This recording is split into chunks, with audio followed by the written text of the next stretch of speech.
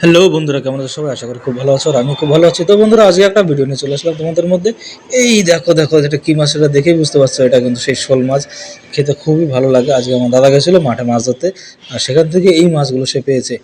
তো ওটাকে ওকে যখনই রাখতে যাচ্ছে কামড়ার মধ্যে, ওখানে থাকছে না, জলের মধ্যে লাফিয়ে উপর চলে গেল।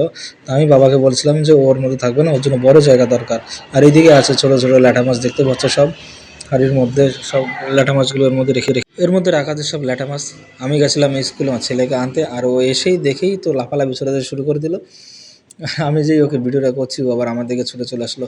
এইদিকে আমার বাবা, এই যে দাদা দেখতে পাচ্ছ, এই দাদাই মাছ ধরতে গেছিলো আজকে সকালবেলা ঠান্ডার মধ্যে। তো মাছ ধরে আজকে আসলো নিয়ে।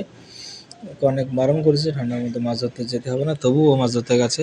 তো দেখো এই যে মাছগুলো ছাড়ছে, কই মাছ এগুলো। এর মধ্যে ছাড় দেখো যে এখন জ্যান্ত আছে, ও খেলা করছে। আর যে কটা মাছ মরে গেছে ওগুলো সাইডে রাখা আছে। অনেক কটাই মাছ পেয়েছে, তার মধ্যে ল্যাটা মাছ আছে, ওই যে এর মধ্যে দেখতে পাচ্ছ তেলাপিয়া, ট্যাংরা, পুঁটি, অনেক ধরনের মাছ আছে। কই মাছ যেগুলো জ্যান্ত আছে, বেঁচে আছে, তাদেরকে এর মধ্যে রেখে দেওয়া হচ্ছে।